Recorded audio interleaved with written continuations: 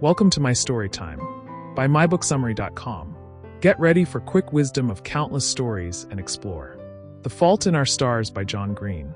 Hazel Grace Lancaster had always known she was living on borrowed time. Some kids worried about exams, first dates, or weekend plans. Hazel worried about oxygen tanks, medical trials, and whether her lungs would betray her before she got to finish rereading An Imperial Affliction for the 100th time. She had been diagnosed with thyroid cancer when she was just 13, and though an experimental drug called phalanxaphore had miraculously extended her life, the clock was still ticking. Her mother, ever the optimist, insisted Hazel attend a support group for cancer kids at a local church. Hazel thought it was the worst idea in the world. Sitting in a circle, listening to other terminally ill teens talk about their hopes and fears?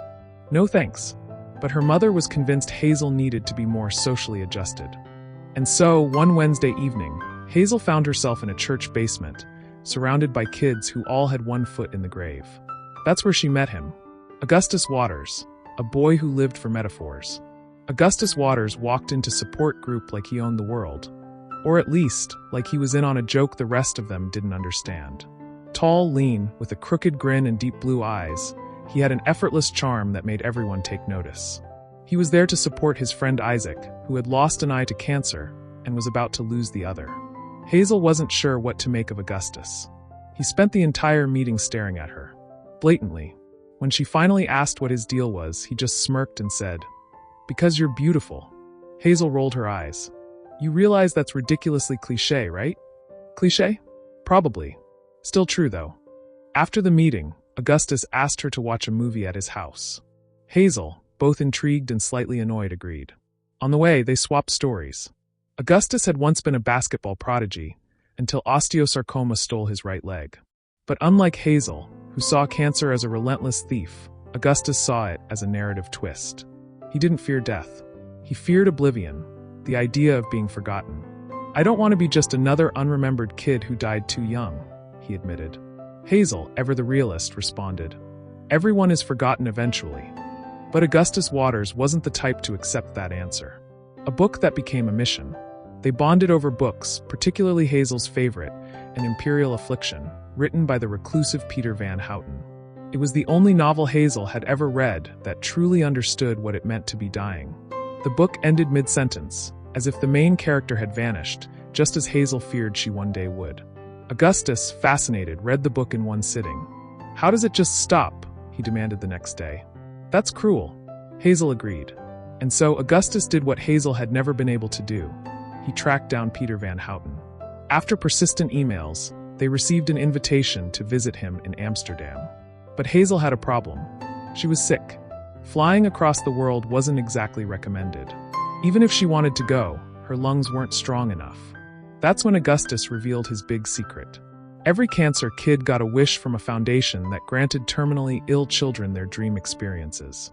Most kids wished for Disneyland or celebrity meet and greets. Augustus had saved his wish, and he was using it for her. Hazel had spent years avoiding hope. Hope was dangerous, but for Augustus, she let herself dream, just this once. The trip that changed everything. Amsterdam was a dream. They explored canals, cobblestone streets, and ate fancy food at a romantic restaurant where the waiters treated them like royalty.